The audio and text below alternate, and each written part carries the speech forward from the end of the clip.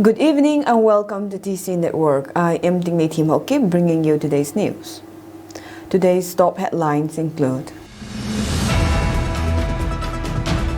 Manipur High Court cancels default bail granted to Mark Hokip. In-season rain over Sangaikot subdivision led to flooding of paddy fields. Farmers expressed concerns. PM Modi in Ukraine meets President Zelensky. 13 dead, 4.5 million people affected as flood lasts Bangladesh.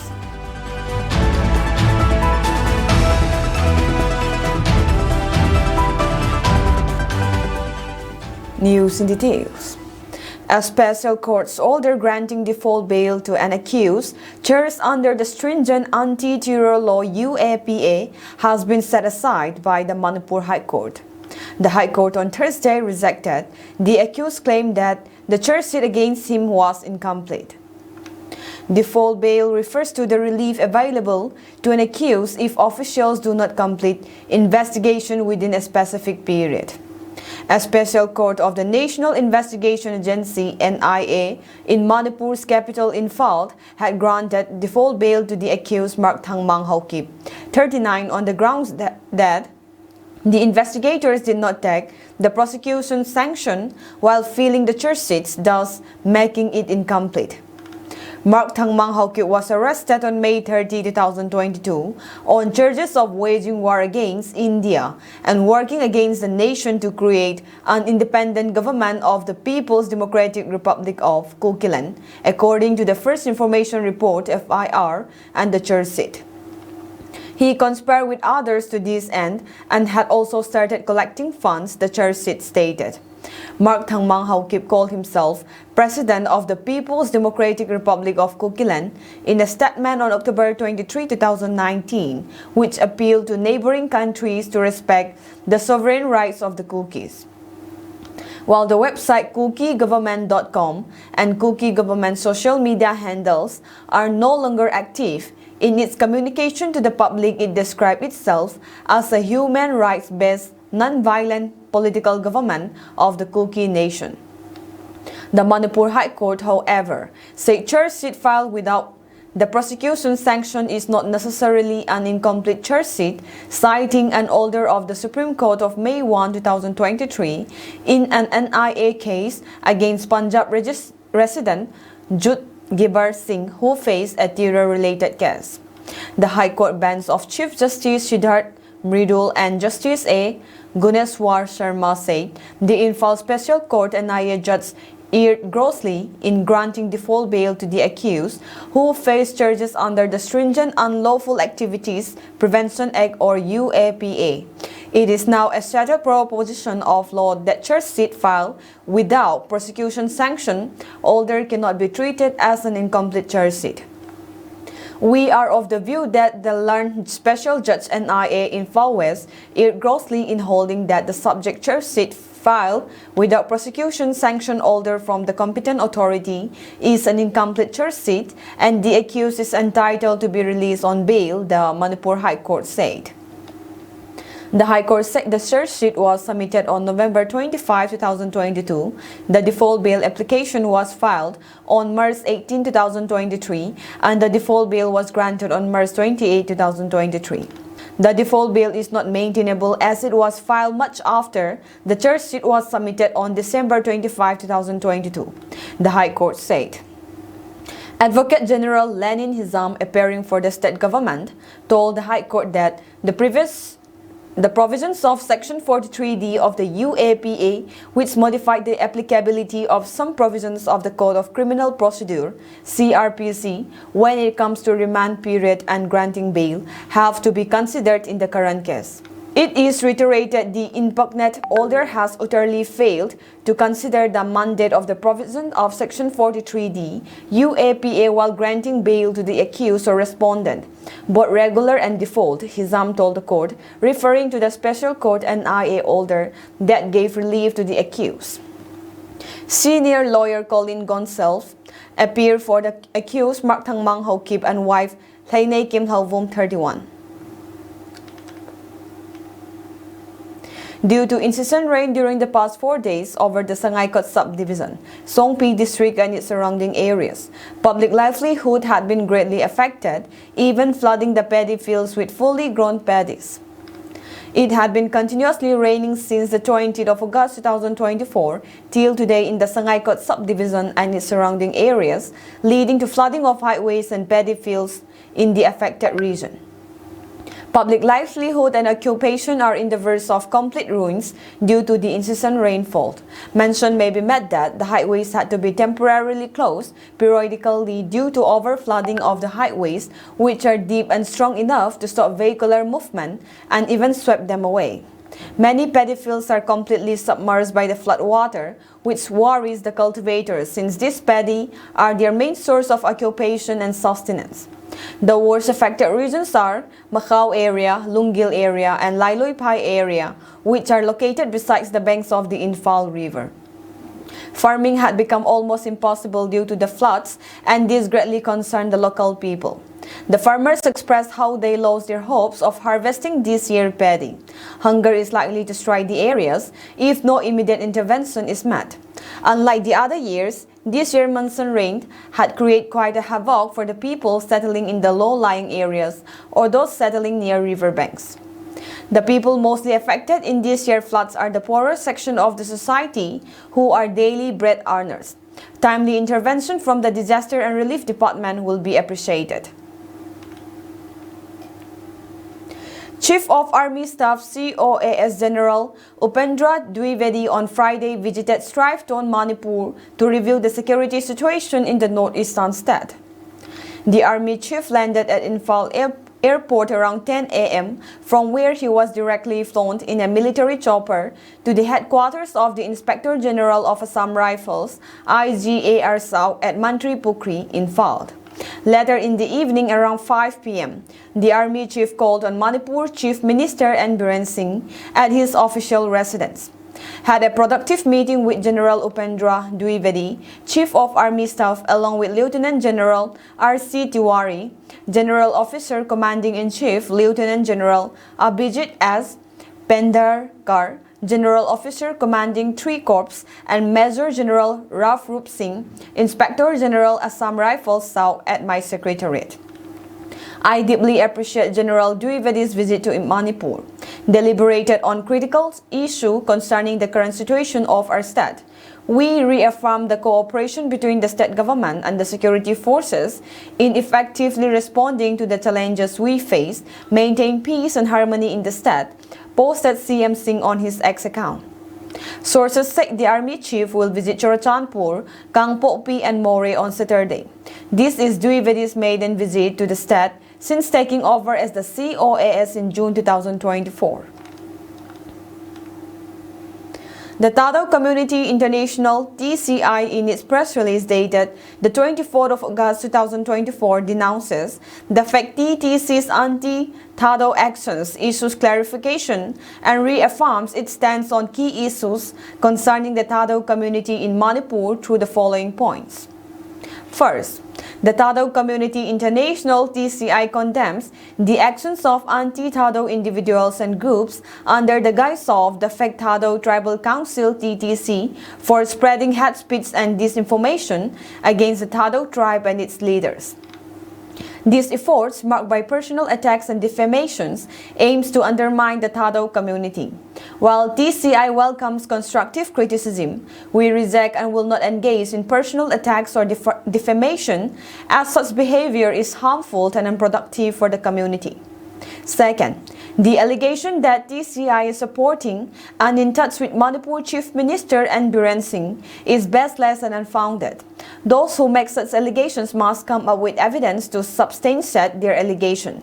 We would like to clarify that TCI is an apolitical organization that has no political motive or connection with any politician or political parties, but purely for the interests of Tadao people. If calling for peace links us to the Chief Minister, does that mean our accusers prefer violence for selfish political gain and personal benefits at the expense of innocent lives? Third, Instead of making baseless allegations, the 10 Zo tribal MLAs and civil society organizations advocating for a separate administration and the chief minister's removal should be questioned for remaining active members of the Manipur State Assembly and supporting the state administration and being part of the government led by the chief minister and Biren Singh. Fourth, TCI formed by Thados worldwide, including the USA, UK, Norway, India, Myanmar, Malaysia, Australia, Singapore, and more, reflects its international membership. Criticism of non-resident leaders is baseless and reveals the ignorance of the accusers. Fifth, in line with its motto and values, TCI urges peace, justice, and non-violent resolutions in Manipur, where the Thados have been the most affected and largest innocent victims of the violence since May 3, 2023. The people of Manipur have endured enough conflict. It is time for peace and stability in Manipur. People of Manipur have experienced enough violent conflicts and we don't need any more violence. 6. We would like to emphasize our position that while we are part of the bigger Zo or Mizo family in India, Thados must be called Thado without any prefix or suffix and not with a mistaken or imposed name like Kuki. 7. The name of the dialect or language of Thado tribe is Thado without any prefix or suffix, and anything that portrays as otherwise due to political or some reasons is erroneous and should be corrected as only Thado as per the name of the tribe according to the 1956 orders of the Indian Parliament that recognize the original tribe of Manipur. 8. We denounce and warn against any form of cultural appropriation by anyone on any linguistic and cultural group, and the misrepresentation of Thado as Kuki or being under or part of the 2003 born fake Kuki tribe. 9. We denounce the term Kuki Zo as an attempt to impose the Kuki identity on those who do not identify as Kuki. We reject to be part of any entity that excludes the Thado. 10. TCI is dedicated to protecting the distinct Thado identity and will fight against any agenda threatening it.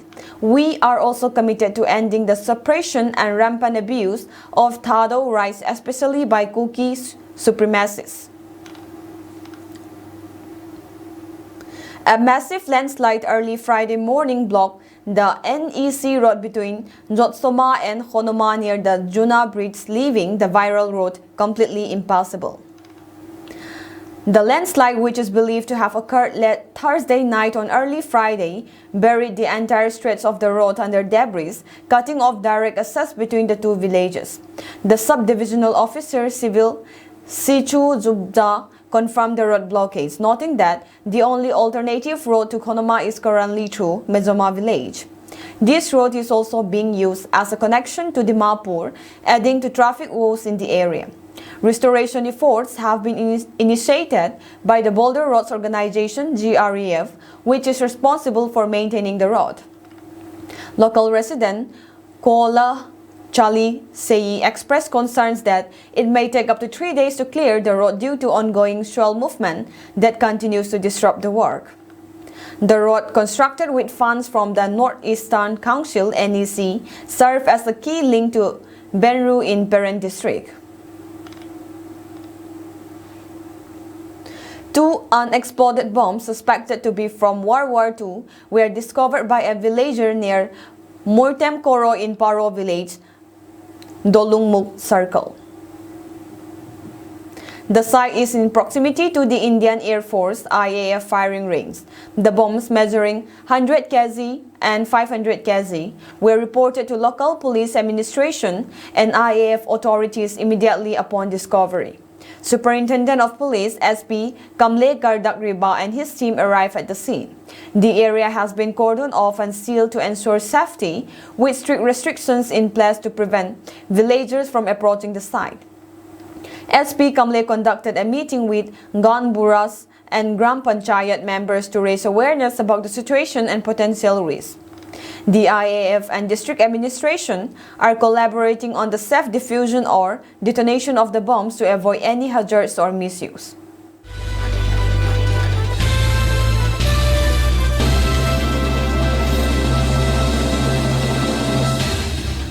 PM Narendra Modi is in Ukraine for his much-anticipated trip after wrapping up his two-day visit to Poland this morning. He met the Ukrainian PM Volodymyr Zelensky, upon whose invite he is visiting the conflict-hit nation-state. PM Modi's Ukraine visit comes nearly 6 weeks after he visited Russia to discuss the conflict-ridden situation amid Russia-Ukraine. This is also the first visit by an Indian PM to Ukraine. The official spokesperson of the Ministry of External Affairs, Randhir Jaiswal, posted on the social media platform X, formerly Twitter, that PM Modi's visit to Poland after 4 decades will widen and deepen India-Poland relations. The UN Secretary General's office said that they hope that the Indian PM's visit to Ukraine might bring up the possibility of putting an end to the war. Although India has yet to condemn the Russia's invasion of Ukraine, PM Modi's statement said, "As a friend and partner, we hope for an early return of peace and stability in the region. I look forward to the opportunity to build upon earlier conversations with President Zelensky on strengthening bilateral cooperation and share perspectives on peaceful resolution of the ongoing Ukraine conflict. I am confident that the visit will serve as a natural continuation of extensive contacts with the two countries and help create the foundation for stronger and more vibrant relations in the years ahead," it further added. The Ukrainian PM congratulated PM Modi on his election victory earlier this year.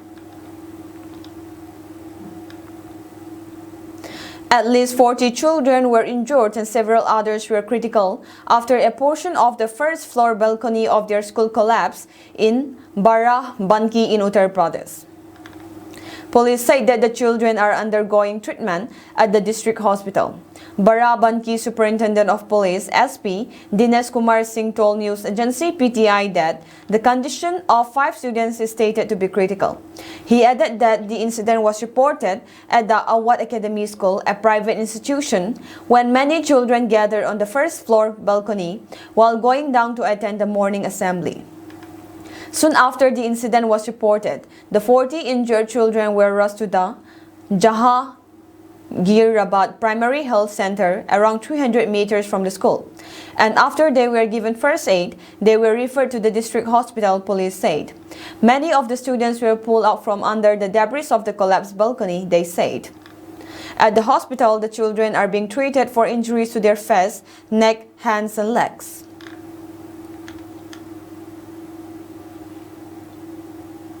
The central government has banned 156 widely sold fixed-dose combination FDC drugs, including commonly used antibacterial medicines for fever, cold, allergies, and pain, stating that these drugs pose a risk to human health.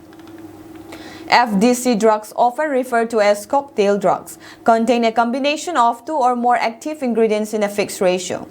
According to a Gazette notification issued by the Union Health Ministry on August 12, the government has banned aceclofenac 50 mg plus paracetamol 125 mg tablet, one of the popular combinations used as pain-relieving medicines manufactured by top pharma companies.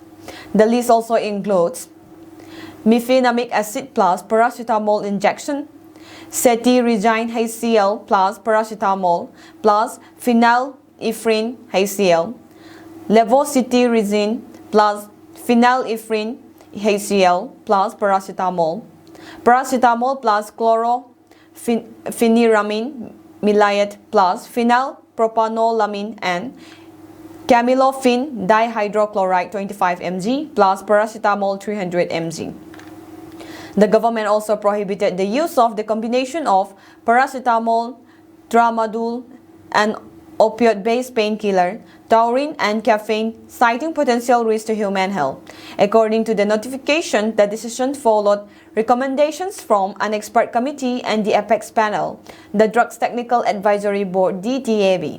Both panels found that these FDCs lack the therapeutic justification and pose risk to human beings. The central government is satisfied that the use of the fixed-dose combination drug is likely to involve risk to human beings, whereas several alternatives to the said drugs are available, the notification said.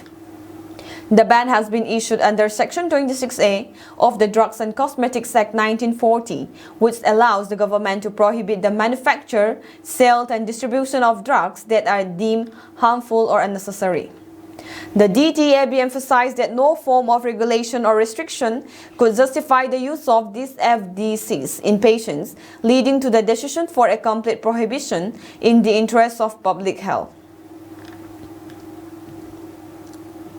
Prime Minister Narendra Modi announced on Saturday that an ex gratia payment of Rs 2 lakh will be provided to the next of kin of its deceased in Friday's bus incident in Nepal. At least 27 Indian pilgrims who were in the Himalayan nation for a tour were killed on Friday when their bus veered off the highway and plunged into the fast-flowing river in the Himalayan nation's Tanahun district. The Prime Minister has announced an ex gratia of Rs 2 lakh from PMNRF for the next of kin of its deceased in the mishap of Tanahun district, Nepal. The injured would be given Rs 50,000, the Prime Minister's office stated in a post on X. And eyewitnesses who arrived at the scene of the bus crash described the aftermath as deeply distressing after the bus carrying nearly 41 Indian pilgrims plunged into the Marsyangdi River. We arrived within 5 to 7 minutes of the incident and were met with a horrifying sight, tourism entrepreneur Arjun Khanal was quoted as saying by the Kathmandu Post. The bus had plunged around 150 meters down the road and passengers were desperately screaming for help. We saw 3 injured individuals attempting to escape through the bus windows, Khanal said. People were crying out for help, but the effort to bring them up to the road was extremely difficult, he added.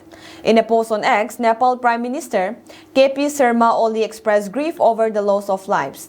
He also extended his sympathies to PM Modi.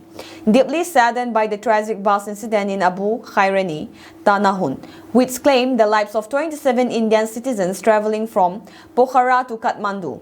My heartfelt tributes to the victims and condolences to their families, including Prime Minister Narendra Modi, he said. All 41 passengers and 2 crew members were Indian and had been traveling from the tourist city of Pokhara to Kathmandu. Rescuers recovered several people from the swollen waters of the Marsyangdi River in the Tanahun district, about 118 kilometers from the country's capital. On Friday, PM Modi expressed grief at the loss of lives in a road incident in Nepal. Modi stayed on X, saddened by the loss of lives due to a road mishap in Tanahun district, Nepal.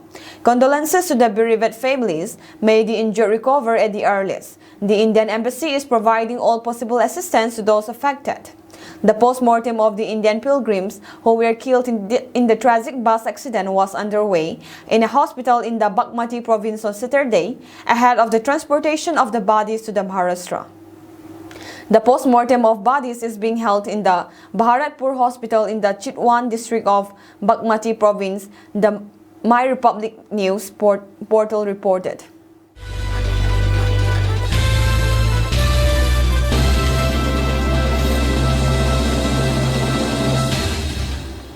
Ukrainian President Volodymyr Zelensky has expressed confidence in India's ability to contribute to the pursuit of peace in the ongoing conflict with Russia. In an interview with ANI in Kyiv, Zelensky asserted that India has a crucial role to play in resolving what he described as a war of one man, referring to Russia's President Vladimir Putin against Ukraine. India is a large country with considerable influence. You have the power to hold Putin's actions, disrupt his economy, and hold him accountable, Zelensky stated, reflecting the sentiment of peace conveyed by Prime Minister Narendra Modi during their recent meeting at the Mariinsky Palace. During their discussions, Prime Minister Modi reiterated that dialogue is the only viable solution to the conflict in Ukraine. India has never been neutral. We have always stood on the side of peace, Modi affirmed, adding that India is prepared to actively participate in efforts towards peace and progress. The Prime Minister highlighted India's long-standing approach to peace building, emphasizing the importance of respecting sovereignty and territorial integrity. He reminded Zelensky of his previous conversations with President Putin, during which he had urged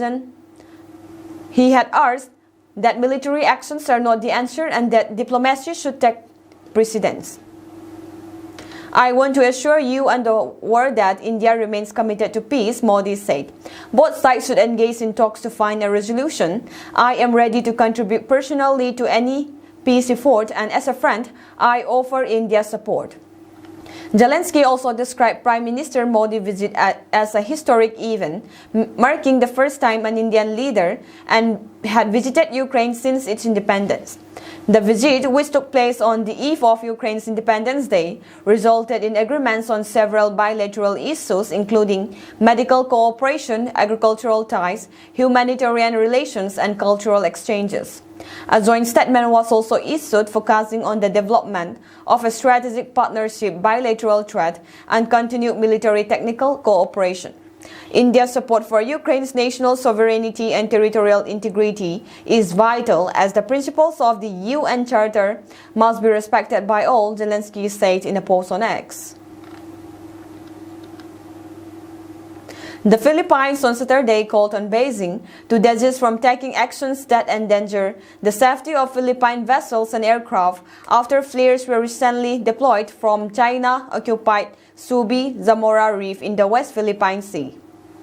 In a statement, the National Task Force for the West Philippine Sea, NTFWPS, said, "We firmly reiterate our call on the government of the People's Republic of China to immediately cease all provocative and dangerous actions that threaten the safety of Philippine vessels and aircraft engaged in legitimate and regular activities within Philippine territory and exclusive economic zone (EEZ), and the right of all vessels and aircraft exercising freedom of navigation and overflight in the South China Sea. Such actions undermine regional peace and security and further erode the image of the PRC with the international community," it added. GMA Integrated News' Joseph Morong earlier reported that an airplane of the Bureau of Fisheries and Aquatic Resources (BFFAR) was met with flares at least 3 times from Zamora Reef on Thursday. In his exclusive first-person account, Morong said the flares were fired as the BFAR plane circled the artificial island. The NTFWPS confirmed the August 22nd incident, saying that the flares were unjustifiably deployed from Zamora Reef as the BFAR was lawfully conducting a maritime domain awareness flight. The People's Republic of China launches flares from Zamora Reef, a militarized, illegally reclaimed artificial island by China within the territorial sea of Pag-asa Island, the task force said. The NTFWPS said that the BFAR aircraft as Cessna 208B Grand Caravan, in coordination with the Philippine Coast Guard (PCG), was monitoring and intercepting poachers encroaching upon the Philippines' exclusive economic zone (EEZ) and the territorial seas on the maritime features constituting the Calayan Island Group. While the BFAR was conducting the routine patrol, the PRC unjustifiably deployed flares from Zamora Reef, it said. This same BFAR aircraft also faced harassment from the People's Liberation Army Air Force (PLAAF) on August 19 during a similar MDA flight near Bazo de Masinloc, it added.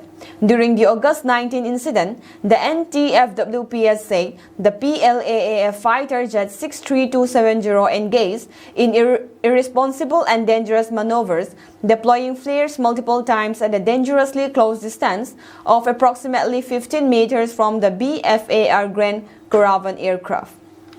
The task force said the Chinese fighter jet was in no way provoked, yet its action demonstrated hazardous intent that jeopardized the safety of the personnel on board the BFAR aircraft.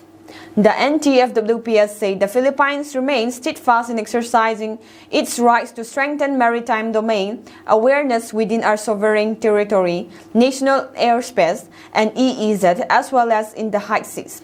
In accordance with United Nations Convention of the Law of the Sea, UNCLOS, and the 2016 Arbitral Award. GMA News Online has reached out to the Chinese Embassy in Manila for comment about the pronouncements of the NTFWPS. At least 13 people in Bangladesh have been killed and 4.5 million affected by floods following heavy rains, the Disaster Management and Relief Ministry said Friday. The South Asian nation of 170 million people, crisscrossed by hundreds of rivers, has been frequent floods in recent decades and is among the countries most vulnerable to disaster and climate change, according to the Global Climate Risk Index. A bulletin from the Disaster Ministry on Friday said 4.5 million people have been affected and 13 people have died across the country. Nearly 190,000 others were taken to emergency relief shelters, according to the bulletin. Altogether, 11 of the country's 64 districts were affected by the flooding, the bulletin added. Feni, about 100 kilometers 60 miles northwest of the main port city of the Chittagong, was worsened. It's a catastrophic situation here, rescue volunteer Zahid Hussein Buya, 35, told AFP in Feni. We are trying to rescue as many people as we can. According to Chief Administrative Officer of Ramu District, Rasidul Islam, 3 of those who died drowned in floodwaters in the southeastern regions of Cox's Bazar, Al Jazeera reported. Bangladesh faces widespread destruction from annual monsoon rains every year, but climate change has triggered the shifting of weather patterns and has caused an increase in the number of extreme weather events. The Army and the Navy have been deployed with speedboats and helicopters rescuing those stranded by the swollen rivers. 4 jail staffers were killed after a group of prisoners staged a violent revolt at the high-security IK-19 Surovikino penal colony in Russia's Volgograd region on Friday.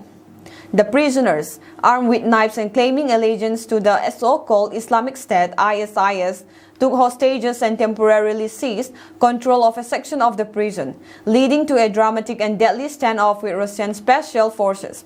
The crisis began during what was supposed to be a routine disciplinary commission meeting, a report said. As the meeting was in progress, a group of inmates, later identified as Ramzidin Tosef, 28, Rastam Chon Nafruzi, 23, Nazir Chon Tosov, 28, and Timur Husinov, 29, launched their attack. All 4 men hailing from Uzbekistan and Tajikistan slashed guards with knives, injuring several and taking 8 prison employees and 4 fellow convicts hostage. During the siege, an image circulated on social media showing an inmate holding a knife over a bloodied prison guard. Another video showed the attackers in the prison yard where one of their hostages was in a sitting position with his face covered in blood. In videos released by the attackers, they declared their allegiance to ISIS and claimed the attack was an act of revenge for the persecution of Muslims. As the situation escalated, Russian special forces, including heavily armed troops and elite snipers from the Rosgvardia National Guard, were deployed to the scene. The prison, located in the remote town of Surovikino, approximately 850 kilometers south of Moscow, became a battleground. After hours of tense negotiations and strategic planning, the special forces stormed the facility. In the ensuing operation, all 4 attackers were shot dead by snipers, effectively ending the standoff. However, 4 prison employees lost their lives, with 3 killed on the spot and a 4th succumbing to his injuries in the hospital. Additionally, several others guards and prisoners sustained injuries, some of which were severe. Snipers of the Special Forces of the Russian National Guard in the Volgograd region with 4 precise shots neutralized 4 prisoners who had taken prison employees hostages. The hostages have been released, said state news agency RIA, quoting the National Guard. This marks the second such incident in recent months, following a similar hostage-taking event in June at a prison in the Rostov region, where ISIS-affiliated prisoners also attempted a revolt, resulting in the deaths of 5 prisoners and the capture of 1. In response to the Volgograd standoff, Russian President Vladimir Putin was briefed during a virtual meeting with security chief, where it was confirmed that the situation posed no immediate threat to the civilian population. Everyone on our territory is obliged to respect and comply with the laws of Russia. We will not allow anyone to try to incite ethnic discord, said Volgograd's regional governor, Andrei Bocharov. North Korea has strongly condemned on Saturday a revised nuclear strategic plan approved by U.S. President Joe Biden, local media reported. North Korea's foreign ministry said the DPRK will as ever bolster up its strategic strength in every means in order to overcome and eradicate all sorts of security threats that may result from Washington's dangerous nuclear posture readjustment and decisively counter any type of nuclear threat. State media KCNA reported that other sovereign states' efforts for bolstering up their defense abilities to cope with the ever-increasing nuclear challenge from the U.S. can never be a pretext for its nuclear arms buildup for aggression and inflammatory coordination of nuclear posture. It added, no matter how desperately the United States may exaggerate the nuclear threat from other nations, North Korea will push forward the building of nuclear force sufficient and reliable enough to resolutely defend the sovereignty and security interests of the country on its fixed schedule. Earlier on Tuesday, the White House said the classified nuclear strategic plan is not a reply to a single country or challenge. Following the New York Times reported, it reoriented the deterrence strategy to focus on Beijing's expansion of its nuclear arsenal for the first time. In a statement, China's foreign ministry said it is seriously concerned regarding the report, which said the plan seeks to prepare Washington for possible coordinated nuclear challenges from China, North Korea, and Russia. That is all for today's news, and have a pleasant evening ahead.